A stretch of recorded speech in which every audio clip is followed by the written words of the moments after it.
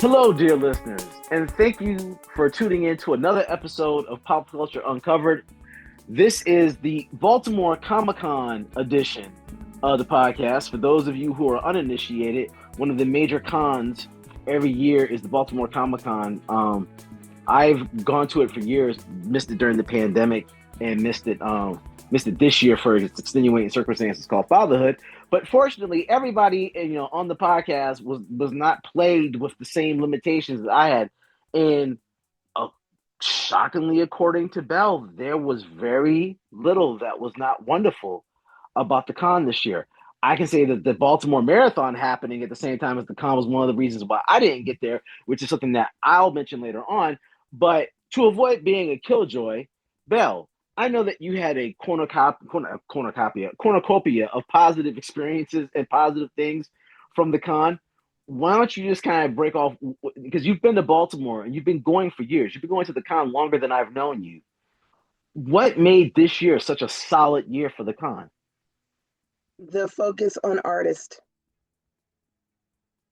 One of the things that we had mentioned in about some of the previous cons that we've gone to this past year was that it seemed to be more about selling things than it was about focusing on artists, whether it be the actors, whether it be comic book artists and writers, whether it be original artwork or new artists coming up. This year, even video game artists and new video games that were out.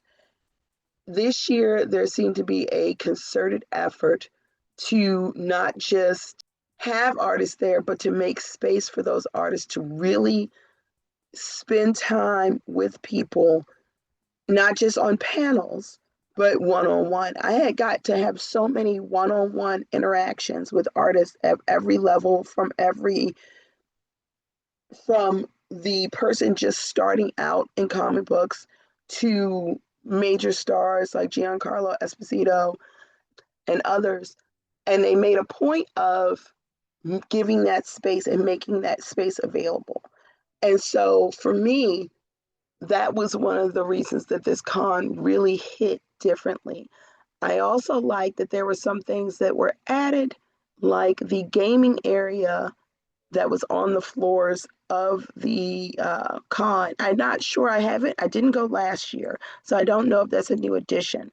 But I really thought that it fostered a really kind of community vibe of having a mass gaming area for everyone downstairs, not in the way of Artist Alley, but adjacent to Artist Alley, that allowed people to really just come and meet people that they had met online or to try new games that they maybe hadn't tried before.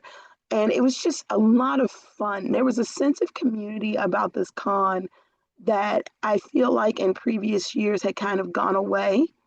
And it's one of the things that always draws me to Baltimore Comic Con. Of all of the cons that are in our area, and there are quite a few, Baltimore Comic Con was the one that most felt like you were catching up with old friends. And in the last few years, that feeling had not been the same. And this year, it seemed to really recapture that feeling. That's beautiful to hear, because everything you're saying was basically my problem with Awesome Con this year, where I felt like it was very deficient in terms of, look, fans go to cons to be connected to the artists whose work they admire from a distance, who they very rarely get an opportunity to meet. I think the comic book community is kind of unique in terms of you it takes so much effort to write and to draw and create comic books. And I feel like fans become so intimately involved in the careers of artists. I mean, I think it's one of the few genres where people follow people throughout their career. Like, granted, I know that, there are lots of not positive things to say about him now, but like, I followed John Byrne his whole career as a kid from book to book. Like, oh, he's doing X Men. I'm reading classic X Men. He's doing Fantastic Four. I'm doing Fantastic Four. So the value of a con are those experiences. Like I look back, to previous Baltimore Comic Cons where like Pete and I had a chance to talk to Afua Richardson, and like that was like the highlight where it's literally just your chance to be like, yo, I just want to take 30 seconds and tell you how amazing and how blessed I feel that you created this thing that spoke to me in a way that I didn't expect. Same thing for me. Like I had a chance in my first Baltimore Comic-Con to show Brian Stellafreeze the tattoo that I had gotten based off the Black Panther artwork he had drawn on his run with Ta-Nehisi Coates. So, um, Yeah, damn, I Bill. mean, I went I went originally because I was like, oh, Cliff Chang's gonna be there, and I really love his crossover art that he does, with superheroes and 80s movies. Mm-hmm. And like 3 years later, he's doing covers for Wonder Woman. He's doing the Wonder Woman books. Question: is that the same gentleman who did the New 52 Wonder Woman? Right, yeah. Oh, yo, okay, yeah. If y'all haven't read that, go read that shit. That shit was It's a amazing. good Sorry. run.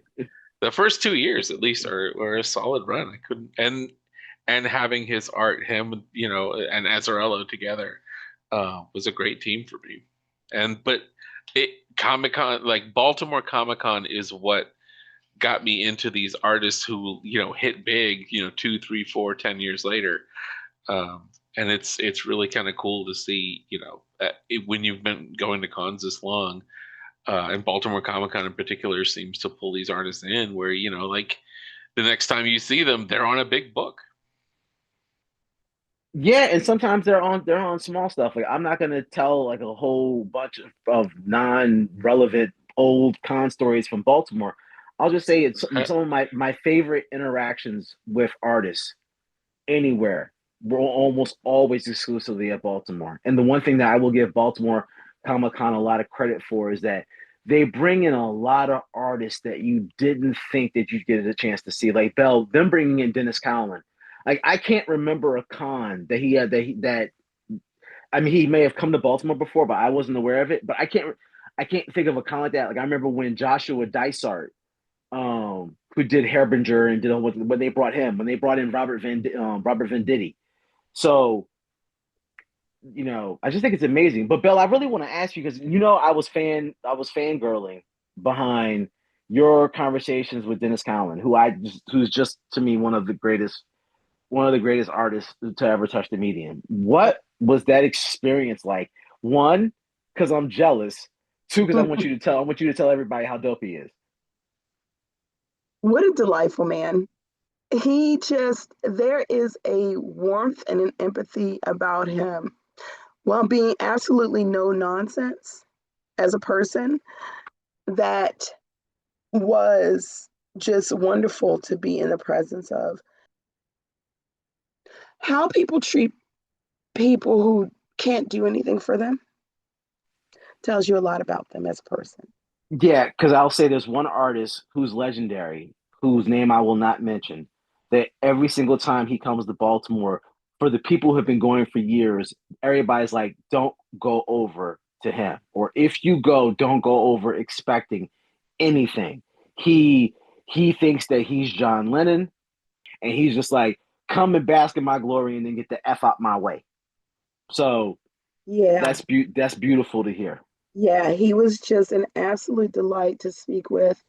The full interview will be going up soon once I've got it edited to something that's not an hour and a half long. And um, it was just, I could have spent the entire con just sitting with him and talking. I had other things I had to do, but genuinely did not want to. And that should tell you a lot because there were a lot of artists there. Walter Simonson was there, and we always speak and hang out with Oh him every wow. year. Yeah. And you know how much I love Walter. And I spent a lot of time with him. But Dennis was just, it was so, as I said to him, Icon and Rocket and the entire Milestone uh, deep bench were so fundamental. And not, I wouldn't say fundamental in my start of love of comics, but there was something about seeing people who looked like me and stories centered on people whose lives were like mine that really, other than the X-Men, I hadn't really seen anything like that in comics. And so to be able to sit with the person who helped create that, I cannot begin to tell you what that meant to me. And to be able to just sit and just be in his presence and talk to him and just hang out. There it was a blessing, and I cannot thank him enough. There were a lot of moments like that at the con overall, where, and I think that's what makes Baltimore Comic Con special, right? I have found that the encounters I've had at Baltimore Comic Con almost consistently have done that every time, pretty much. That's what's up, Bill. So Pete, you're also at this point a Baltimore Comic Con super veteran, and I know is just as much as a family event for you. 'Cause, like I know, your best friend from growing up always comes up, and you guys, tag team it at the minimum. What was this year's Baltimore Comic Con experience like for you? It was a good year. Yeah, Manny came up. We do kind of like a geek tour. He'll come a couple days early. We'll hit, obviously, being in the, DC, Maryland area, like we have some of the best comic book stores, some of the best game stores in the country. We're Geek Central. This is just how it is. And so, we hit up, you know, um, what is it, Second Chance Games, Third Eye, Games and Stuff, a lot of the local stores, and then of course, so we're that got us primed, so we're ready to walk into Comic Con like bosses. Last year, I would say the last couple years have felt, I don't want to say disappointing. We always have a great time, but like the artists were, I don't know, there was kind of a rut when it came to Artist Alley. And I mean, that's a rut, despite the fact that every year we would come back with, hundreds of dollars worth of art.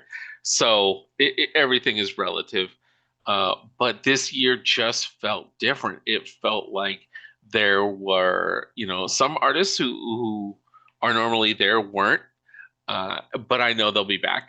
And there were a lot of artists that I felt that opened up room for a lot of new artists and artists that were not only new to cons.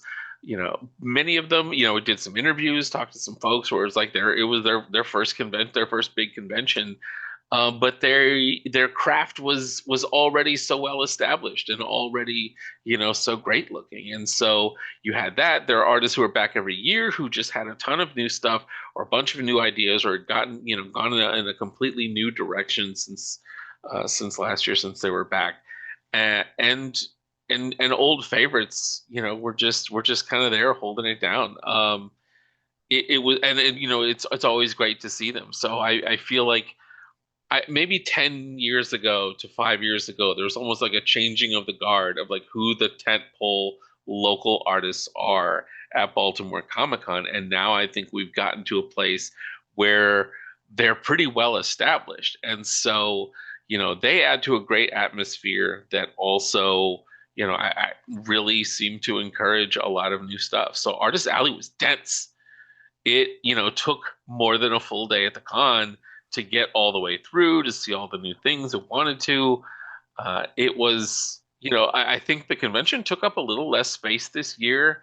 The video game section made up for where there had been a few other rows of Artist Alley artists, but I think they weren't that happy the last few years that they weren't really getting seen unless someone was going further back to the break areas. The break area was larger.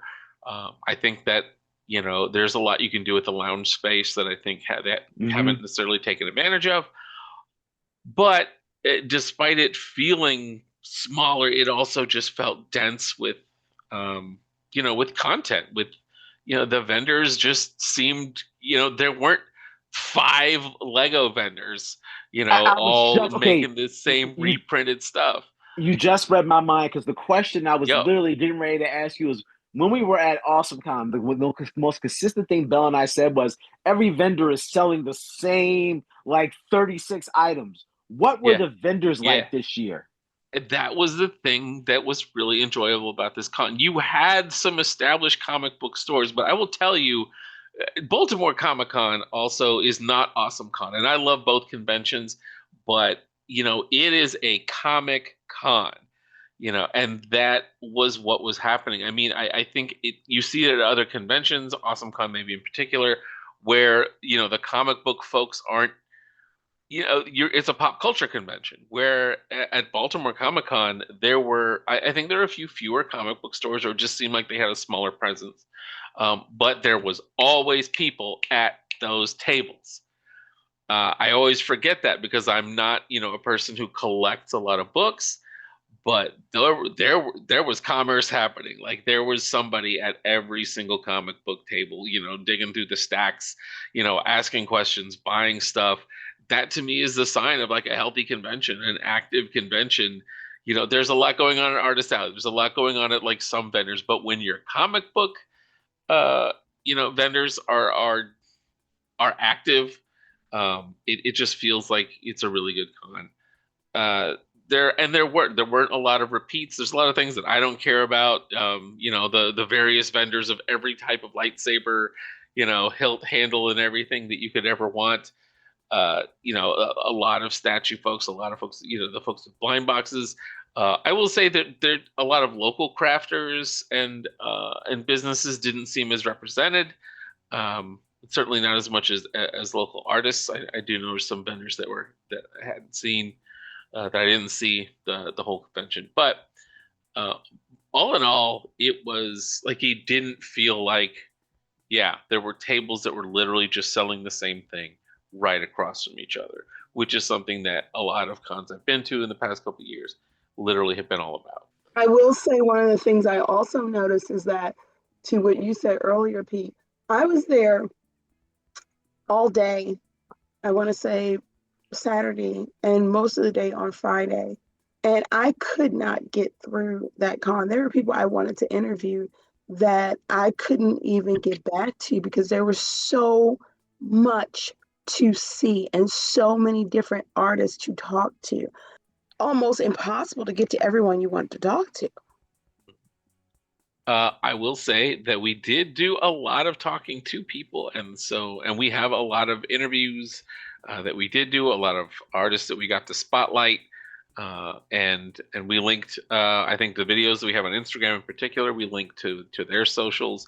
So if you weren't able to catch some of the artists that we talked to that were there, There's quite a few videos up on the YouTube channel as well, and we still haven't finished curating all the people we spoke with because we spoke to a lot of people, and I still haven't gotten everybody up. So, if you're listening to this podcast and we linked all, I try to make sure I linked everyone's information, whether it's their websites or social media or all of the above, on the YouTube channel. So if you are listening to this and you want to check out one of those artists, please check out our Instagram reels, our TikTok page, or our YouTube channel because all of that information will be linked in all of those.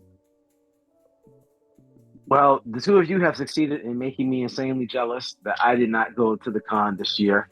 yeah, Sorry. You're welcome. Yeah, that's we okay. saved you so much money. There you go. That's how you got to look at it. We saved you money, buddy. We do it for you. Okay, yeah, this very much feels like when your bachelor friends are like, man, we were at the strip club all night long. What were you doing? I was watching Frozen with the girl. That's what I was doing. That's what this feels like. All right, but despite the two of your, the collective insensitivity of both of you, I'm just gonna say this has been another episode of Pop Culture Uncovered. Check us out on the socials. Check out our Patreon. Our Patreon is $1. You're gonna love it. We love you. Have a great night. Peace.